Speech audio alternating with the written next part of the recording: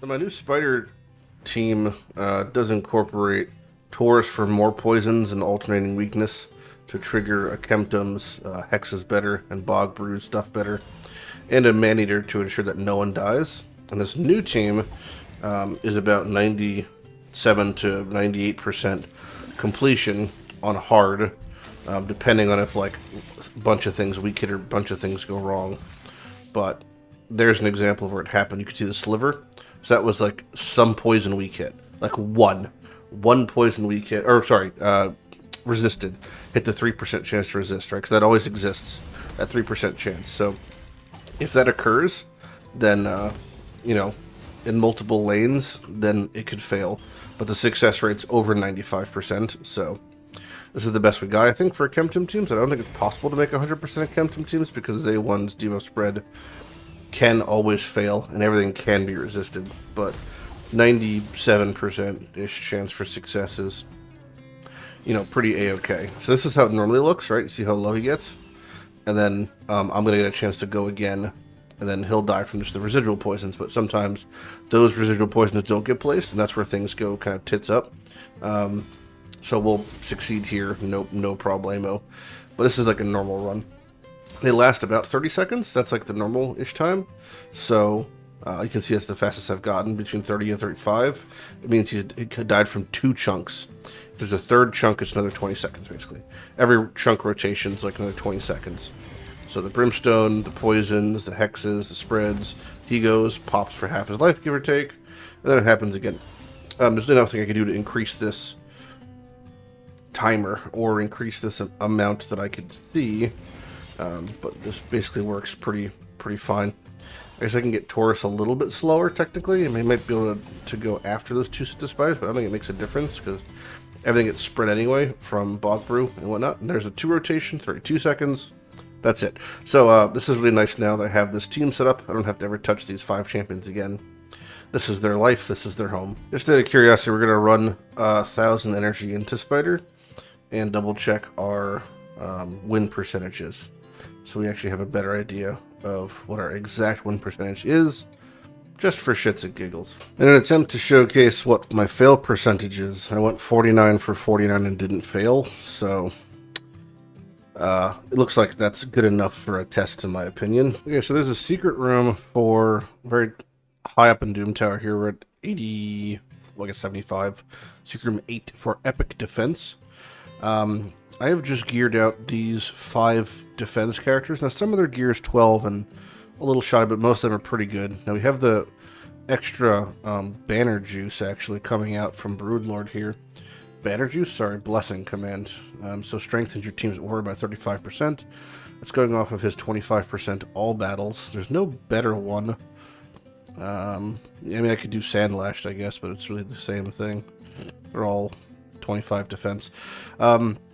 But these rooms are really hard. This is really tricky. This team is okay. I don't have a great team, but it is okay. I do like mediocre damage, and I have pretty good things happening. But the enemy is quite powerful, and basically Rain Beast and my counterattacks are what's going to carry me here, if I could survive long enough, because Rain Beast is going to keep up these sweet continuous heals in the whole team. Then I have some taunts and immunities and things going on, but this is like a very challenging secret room, so we'll see how it goes. But I can't do a whole lot more than what I'm doing right here to succeed, so hopefully this is enough. I'm going to prioritize Akoth because he's an AoE HP burner. That's kind of chonky, so if I can kill him successfully, might be in an okay position to get shit done here. The revive on deaths from the Crimson Helms are pretty tricky, but yeah, I think we're going okay. This is where I'm going to start to have to manual, I guess, because we're having an issue now with the fact that he has that revive on death on him. And technically, by the way, Rain Beast can res somebody, but it is not easy. I have to kill somebody to res them. So far, so good. I'll have to check back in later. This is going to take, I imagine, 20 minutes to get through, if I could succeed, so I'll just come back later. Okay, this wave is problematic. There is their own Skull Crushers, so now they're counterattacking, and it's causing issues for poor people like for what's-his-face?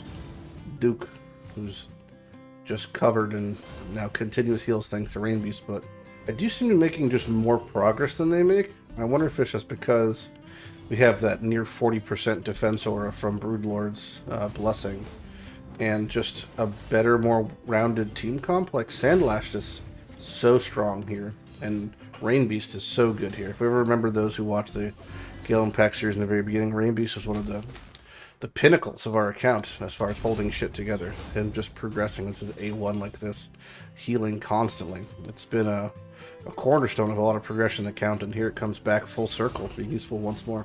Let's do some A1 rotating here, because we're gonna need to get all our goods back off cooldown before this next bout. Alright, what is this last wave looking like? Missionaries, Jizzo, Romeo guy. I think we go for Rain Beast first, honestly. I don't want to get those heals going off. That's going to be so annoying to deal with. Both of those missionary guys, I believe, are Lightsworns. Sorry, not missionaries, Lightsworns. Have Revive on Death. So, that'll be... yeah, there you go. That'll be fun to go through. Thankfully, Sandlash can decrease a lot of their cooldowns, which is really good. I think we could... there we go. There goes the Rain Beast. Alright, nice. I would say this is probably in the bag now. Alright, here it is. The final hit coming in. Who's going to do it? Oh, it's Duke. Okay, 12 minutes, basically. And we completed secret room number 8. That was a chonker. Big chonker of a room. Most of the damage was... honestly, it was pretty evenly split. You know, Duke and Survivor have... their AoE, so that's kind of cheating, I guess, in that regard. But yeah, similar damage. Definitely a difficult room to do. Of the ones I've skipped, Epic Void Champion, very hard time with that one. And then can't do Rare Spirit remotely at the moment. That's it. So we're actually doing some pretty good hard progression these days. So yeah, satisfying to see. Look forward to tomorrow's room. This is the first wave that actually has given me earnest trouble in Doom Tower hard this rotation. We're somewhere in the 80s or 90s, but, you know, I'm just having issues with Brachus. They're basically one-shotting me, for lack of a better term. Which is fine as long as Uko is not the one dying. But it just becomes A1 rotating around back to Brachus. So, and I can only block actives, I can't block passives, so it's a little bit tricky here. Trying to get through the Brachus wave. It's like I could do this, and then we just gotta, you know, hope this is enough to survive the Brachusing. The great Brachusing. So that one should all be their passives on cooldown. Oh, perfect. And we got some stuns. One more Brachus, but those are Basilius Varanus's, which will be stripping buffs and stunning and stuff, and that's, Xavios will be doing annoying shit as well, so we are, you know, hopefully this is going to land, and that Krisk's shit is not that great. We're going to kill Brachus first, because he's the one that spooks me the most, but man, the, so great having an Artak so built now. The, smite placement from him is actually amazing, so... been loving him, and he's just been so useful, to be fair. See if we can survive this. This is going to kind of hurt from this Brachus in a moment here. Alright, who's going to go for? Well, one for our attack. Alright, we're good. Okay, so that was the challenging wave. Next will be a challenging boss, but until then, we're progressing. We have found another brick wall. I'll probably have to manual, which is a whole floor full of freezes, which is everyone's favorite thing to experience. So, Tormund, Sir Nix, Pixniels, and all the fun phrases, and there's also Lydia's there, so block revive, steal revive. Unsure what the answer is. Might just have to be able to hit replay a couple times and A1 rotate after the end of each wave. A1 rotating is easier said than done here. Okay, down to just an Elegaeus. Block active, she's stunned. Is she gonna come back from this? No. Alright, cool. Oh, there's also a Mashalet. I didn't even see him. So that's another fun time. I gotta kill these Lydias now before I revive anybody, because the fucking Lydia passive. Actually, that might trigger twice. Okay, this might have been okay. He's stunned. Nice. Get a good A1 rotation. Alright, here's the last wave. So we got 2 Torments, Bellinor, Sifi. That's very annoying. All the HP burns are out. We could shield everybody, but they may get... No, we have block active. We have block buffs. Let's just extend here, actually. They have no stripping, I don't think. And let's start to get some CC out, and we gotta get that Sifi dead, if possible. Sifi's the goal on the far left there. We could assume they're gonna kill Artak. Then we get 1 turn to get everyone back up. Let's go under that assumption. Okay, that was, I think, the smart decision there. This is all fine still. Yep, okay. Let's bring back the team. This is my kind of 1 turn to, like, recover. I don't know if I can call it that, but... Who gets to go when here? Nice extra turn. This is a really hard wave to get through, huh? No idea how I'm going to do this, to be honest. Might have to go Seer Comp just to, like, get the damage out. We'll keep trying here. Maybe Artek can pull some magic off. Nice amount of extra turns, maybe, or something. Good damage. I don't know if it's enough, but it's good damage. Artek's really fast, and he's got a lot of max HP drop down here. Yikes. I really need an extra turn right there. Such a bummer. Ooh, that's Sifi. Yeah, that's that.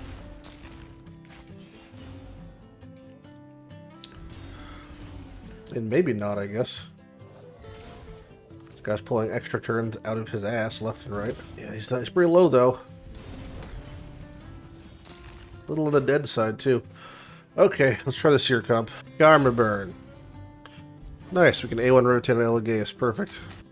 Okay, let's do the old Razzle Dazzle once more here. Boom. Boom. Full taunt. A1. And perfect. I don't even want to kill him. I want to leave him low. Might be too low. I think he's dead. Okay. Alright. Slight problem, but that's okay. Extra turn? No. This is also off cooldown. Alright. Well, we're a little behind here in our function, but I was hoping to land a stun or something there. Good razzle. Banner. Should get the taunt here in a second. Off of Krisk, I think. Nice. Increased accuracy, hits everybody. Big damage. Alright, so this should be good then with the Seer in a second. Seer goes in 2 turns, I think, or 3. Nope, right here. Boom, Karma Burn. Very good. We'll be able to get a nice Karma Burn coming up yet again. Yeah, Seer Comp's very good for navigating these tricky kind of waves. It's not as great for navigating on auto and just clearing through. That's where the Bellower Artak does a better job. This is actually a harder rotation than the last one, though. But yeah, for these, specifically for these Torment waves also, the Seer Comp does do a lot better job at navigating on through. Hey, 200 energy, nice. Okay, back to full auto we go. Let's watch them climb. Shouldn't be an issue here on. Hopefully I don't have to manual for everything, but... See, I'm fighting another wave full of fun freeze champions that are now milking me for all I'm worth. I don't know the fate of this run just yet. If that Uko dies, it's GG. But if you can come back with the res, then there it is. We might be okay. Gurga's really fucking hard to kill. That's the ogre I'm having an issue with. Not only does he freeze, but he strips 2 buffs, then freezes. Meaning what? Meaning he removes your block buffs. I would love to get a Gurgo myself. Really fucking annoying. But Artak seems to be powering through. Nonetheless, the team has a lot of redundancy. And that's, a lot of it's hinged on Uko resing, but these layers of AoE stuns and block actives and what have you, and the brimstones dropping down from the heavens, and the fiery HP burns being pro-lift from Artak. It seems to all kind of get the job done. The real challenge is coming up, though. After this kill, we do have to fight a boss. I'm not sure if I can defeat this boss if it's Griffin. I don't know if it is Griffin. But if it is Griffin, we're in for a rough time. Alright, it is Griffin. What team do I normally use for Griffin is the question. The whole thing for Griffin is I think you want to open with A1s because the second he goes, he's stealing your buffs. So you want to open with A1s and then buff. I haven't manually set their shit to do that, but we're going to have to maybe set their shit to do that. So we'll see what they decide to do. So far, so good. The pacing, I think, are actually pretty okay here. Now, Griffin goes out of control very quickly. So, you know, keep that in mind. But so far, so good, I think. I think next year we can get Smite back on. Okay, he's at a third of his... He's getting close to about a third, and he's at less than 10 stacks. So there is still hope for victory here. I'll keep getting those extra turns our attack with the Brimstone procs. Brimstone proc? Nice. Alright, I think we got it in the bag. This is a very, very good Griffin team, actually. I'm really glad we decided to make this finally. We got the counterattacking, we got the irremovable Brimstone, the irremovable shield from Stick Track. Altogether, I think it makes a pretty strong fucking team that should have no problem doing this and then doing all the subsequent Griffins in the future. We could do 90 hard. We could do any Griffin. Clan versus Clan is active. I have nothing really to contribute, to be honest. I've done 58,000 points just by virtue of playing the game, but I have nothing to contribute as far as booking, really, unfortunately. I could book Kreela's... Well, I guess I could book Kreela's A1. I'm at the point where if I have enough books right now that if I were to pull a new Lego, I could book them out fully. And I kind of want to stay at that point, so I think I'm probably going to not touch my books for a little bit. We're just going to sit where we are. I have no interest in booking out Garog, but their Force Nuker's terrible for me. Scored Vargal currently can still do the hardest scarab that can exist, so I have no reason to book him at all. Unless we're pushing, unless he was tanking Mischief, I think it is, for Hydra. And Korgar only is missing a little bit of heal in his A1, which is fine. So I think we're good. Well, we can't buy it, but there it is. 6-star. Our attack sold 300. Since the system's been out, we've been able to afford what would be almost a tenth of the cost. So, you know, fantastic. Hydra has reset, so we're going to start with hard and then move on to normal after that. Still not in the territory of being able to do brutal, but at least we can make some nice progress over here. Hopefully it's an easy 21 plus mil today. I've been gone for a week, but I'm back now, and there's a couple things to go over, actually. Some new champions have been added, some of which are in the Gaellen Pact, some of which we will probably not be seeing for some time, even though they are in the Gaellen Pact. Greetings, it seems my fate rival is approaching fast. What?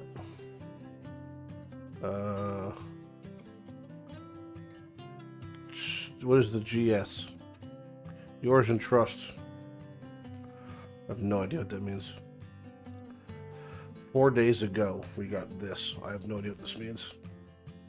The GS. Isn't that Samurai guy already out? The Shogun? No. GS would be Grove Shogun. What is GS? I have no idea. Anyway, so there's some new champions out. We're going to go over real quick. There's 3 of them are in the Gaellen Pact. One of them is okay. One of them is great. One of them is great but niche. That's kind of how we're going to go about looking at them. So we'll start from the bottom. So Skinwalkers has a new epic called Frenzy. Frenzy the Cackler. Hyena. Female Hyena Cackler. Void Epic. One more I don't have. So that's like the 7th Void Epic I'm missing now. Fantastic. She is a defense-based champion with okay stats. Nothing tremendous. A1 is a single hitter that has a 50% chance of activating an HP burn. Okay. A2 is a triple hitter that has a 100% chance of placing HP burn. And it fills their turn meters, so that's okay again. This is probably her best ability. It's a 4-turn, 1-turn AoE provoke that also puts increased defense. It's okay. Her passive increases her defense for each time HP burn is activated.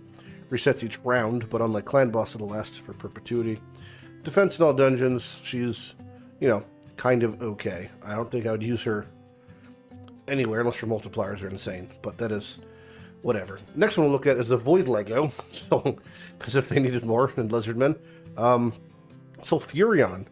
We saw this guy kind of teased a while ago. I was hoping he was going to be one of the guaranteeds. They haven't announced the next guaranteed, so it's possible, though I can never afford guaranteed voids. Really for a very long time, so that's that. He's a very cool looking model, and he has very good speed, but higher than average accuracy, great base stats. He has, I don't think he has any lore, does he? He does have lore, wow. His AoE is a single hitter, it fills his turn meter by 15%, and the turn meter of all allies except him by 10% when attacking a target under HP burn. So, pretty cool A1. A2. HP burn on all enemies for 3 turns and instantly activates 1 debuff on all enemies. So places them, blows them, then puts a shield on allies for 2 turns, equal to the damage inflicted by HP burn. The value cannot be higher than 25,000. So think Spider, huge fucking bing bang bada boom. Revives all dead allies with 50% HP and 40% turn meter. Okay, on a 5-turn cooldown. Grants an extra turn. Very interesting. Then his passive increases the turn meter of all allies for each HP burn debuff placed. Whenever an HP burn is activated, it heals all allies to the max HP. Special rules for Spider. Whenever HP burn is removed from an enemy, you place a decreased res on an enemy. Whenever an ally is killed by an enemy under HP burn, it fills his own turn meter and his own speed. He seems like a champion that you'd use to solo hard Spider 10 maybe. With like a bunch of fodder you throw in and let die and get rezzed, and kind of use it to cycle through his abilities. With this is like a free cycle for this ability. So put in like him and 4 trash, and he'll just go to town. So very cool champion. See you never. The one I'm most interested in, and the one that there's a very decent possibility isn't a guaranteed, is Jag, and he's kind of thematic with when they released King Garog with the meat hook biomech shit, and Varl, who also has the kind of meat hook biomech shit. And Jag is no different, also meat hook biomech boy. But he's a spirit affinity, big old nuker that has a crazy nuke ability. And that is about as exciting as you can get. He's the right affinity and he's a nuker. A1, he has a chance to steal turn meter, or just guarantee steals it. And has a 25% chance of repeating the skill. This, to my knowledge, has no cooldown. It's like Skull Vargul's. I've seen it go up to 6 times personally. So, very, very fun for counterattack abilities or clan boss type things. But, to me, it seems like a big nuker. His A2 is a double hitter before attacking, takes all the debuffs on him, then puts in the target and hits harder. And then it applies a debuff spread. And then the more things he spreads, the more harder he hits. So, huge single target nuke. Here's the fun one. A3. Attacks all enemies, but before attacking, you strip all of their buffs. And then you increase his damage for each buff removed. And then you fill his turn meter for each enemy killed. Kind of wackadoodle, but huge damage there. And his passive is even more fun. At the start of the turn, you give him an increased accuracy and increased damage buff. At the end of his turn, you put a decreased crit rate and decreased crit damage buff on the enemy's nuker. So you go first, you buff yourself, hit like a truck, then they go, and their guy's already kind of crippled. Great speed, pretty good attack, decent HP. I just killed a mosquito. Nope, it kept going. That is a shame. It's going to come to bite me back eventually. Very exciting to see him. Hope he's in the guaranteed event. Would love to get him. The only other addition really added in my absence this past week has been the, I also have not been doing very good in tag team because I have not been here. Pretty sure I'm going to drop out of silver too, not a big deal. Is the instant clear for clan boss. So, I'm going to be asleep by the time this is done, so I won't even be able to show you this, I don't think. But if you could 1-key clan boss, I guess I'll just buy a key, just because I've been away for this weekend, sure. So say we do Nightmare, and we can 1-key Nightmare. As long as I have 1-keyed Nightmare once, I can hit Quick Battle. You can see the prerequisites. As usual, in auto mode, but the results are shown almost immediately. So instead of waiting a half hour for this to finish, right? I don't want to explain this again, but here's the thing. It runs in auto. You cannot control your champions during Quick Battle, but you can also use presets. So if your team is someone that requires manualing, you should have luck. So this is what happens. This is in real time. I hit Quick Battle. It's going to process a little bit, and then it's going to pretty much end in like 5 seconds. Done. Now that just saved me a half hour of my life. I love this. This is great. What this also means is it makes me want to strive to hit a one-key team. The problem is it has to be a one-key team that can run full auto, which is something I've always wanted anyway. So we have to kind of get that going now, more so than ever. Because otherwise, you can't hit quick battle, I believe, unless you've one-keyed. So that's something to work towards. I don't really know how it fares with each affinity, but we'll have to give that a whirl. Moot point. So we have a couple events here that are just rotating out. Not participating in any of them. Nothing. There's a 10x that has nothing for it for me. This event finished apparently. Whoop, that's loud. That is, what is that under? ZF Manager or Vulpix Web View. Cool. And yeah, that's about it. We've just been pumping, and I'm going to try to play baby catch up here. There's a 10x for these champions apparently. YOLO single void for the weekend. Maybe I'll pull 2. Come back for my bachelor party here. 1 void for fun, and 2 voids for fun to end the bachelor weekend. We hit an epic, says Frundar. Okay. Welcome to the team, Frundar number 3. Love to see him. I do believe we have the faction guardians. I think we're all done on everybody. Except for Legos, so nice meme. But at least we got a little nugget of something there. I'll take it. But yeah, that's it. We're stuck on Doom Tower, so I'm going to start progging through normal, and I'll catch you in the next event. Alright, so we do have an event today. Kind of an exciting one. It's a 10 times for Leorius and Jag, which is both the biggest nukers in the Gaellen Pact. We're going to be going for Jag. I mean, I guess you could legally say we're going to go for Leorius. We have 1 void for pulling, so not going to hit gold there, but fun meme.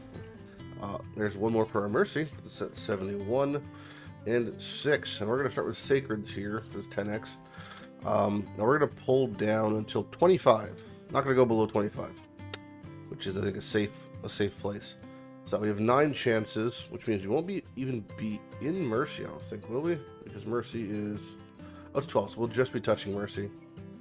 But we may not actually get into it. And if we hit the Pogo, there's a pull 1, get 1 for Legendaries, or Sacreds also, then we're just done. I think if we hit that, we're probably just done no matter what. Maybe we'll go to 25, unsure. But anyway, yeah, let's just let it rip. Pull 1, get 1. Hopefully we see purple. Hopefully that's who we want. First off is Jarang. Not good. Thank you, Jarang. That puts set 4 Sacreds on Mercy. And next up is Balthus Druglord. Also not good. That's 5. Okay. And we got, hopefully we just see gold. Another Occult Brawler. Welcome to the team, buddy. Welcome to the team. This is not gold, but it is a Flesh Ripper. It's a Ripper, sorry. I think a Flesh Terror, maybe. We got 5 more to pull for now. And no gold. Then a shell. Okay, not good at all. Next is not gold. Doom Priest. Cool. It's 9 Mercy. 3 more. Come on, gold. Show me gold. Claude. That's so Claude of you. Head into Mercy. 2 more for base. And nope. And Rector's Wrath. That's 11. Okay, and last one for today, I think. There we go. No. Useless. Useless boy. Who's our extra? Come on. Come on. No, bad Alcazar. No. No. Alright. Okay. Well, that was spot on. Our numerics, at least. 25 on the Sacred. Unfortunate. Two good Legos. 2 great Legos. Just not in the Gaellen Pact. There's a bad Alcazar. OG champion. Poisoner Cleanser. Leecher. Solo God. Very, very good guy. And Alsgore Crimson Horn, who is notable for his 2-turn block damage. Extremely strong ability. They're hard to find. Very, very good. Don't need either, but we do have some ancients we can pull.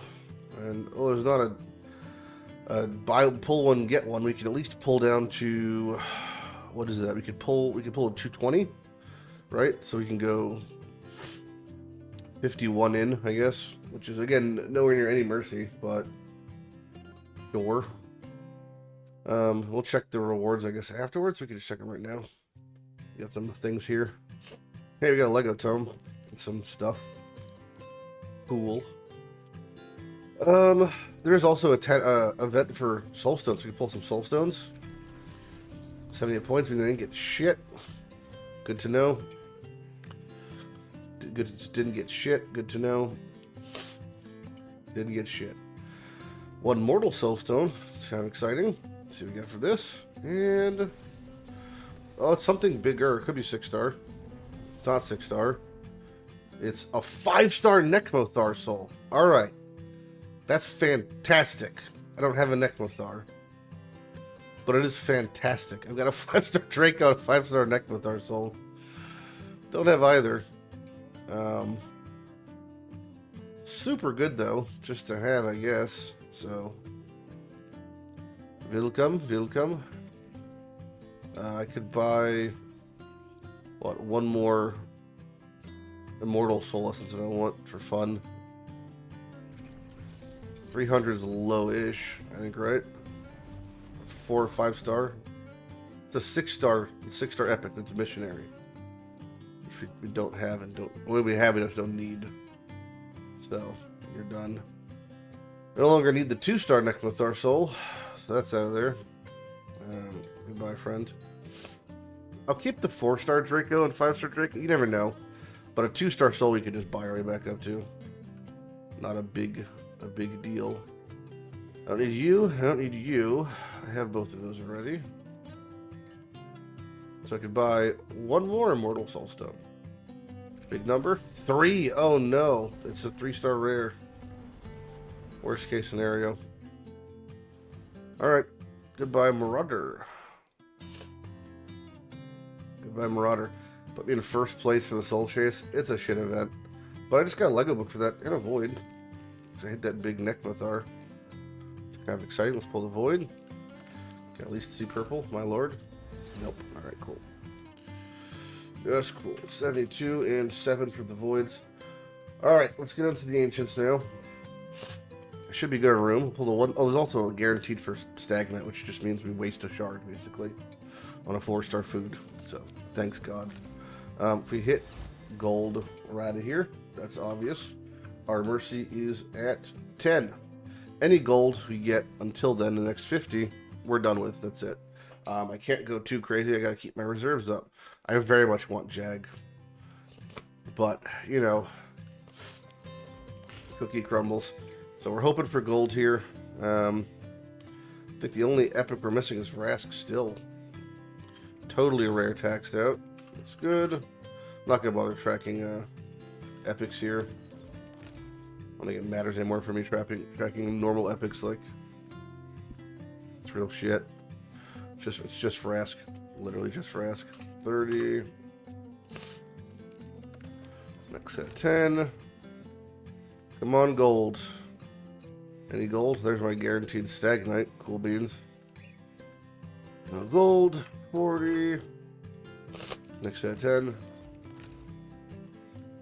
Come on. Shimmer kindly, little gold. Show me the shimmer. Hey, there's our Vrask. Nice. Alright. That put us at 220. I mean, one more 10 pull. Very good, though. So Vrask is the champion we've been waiting to get for such a long time. He's the last real epic, I think, that we needed. That was a non-void. That matters at all. Yep, that was it. Vrask is very, very good. He has this A1 that fills his turn meter if it's a critical. A2 you just turn off. Doesn't even matter. But the whole thing is his passive. He heals all allies by 10% of his HP whenever he hits a crit.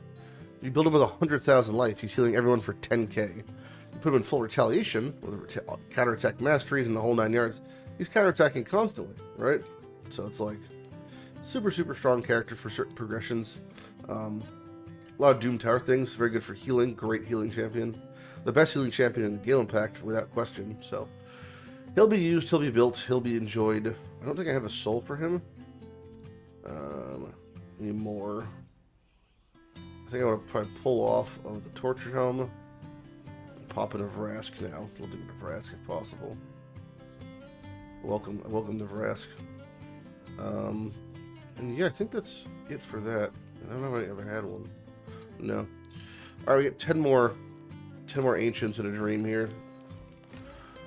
We see gold from the Ancients this weekend.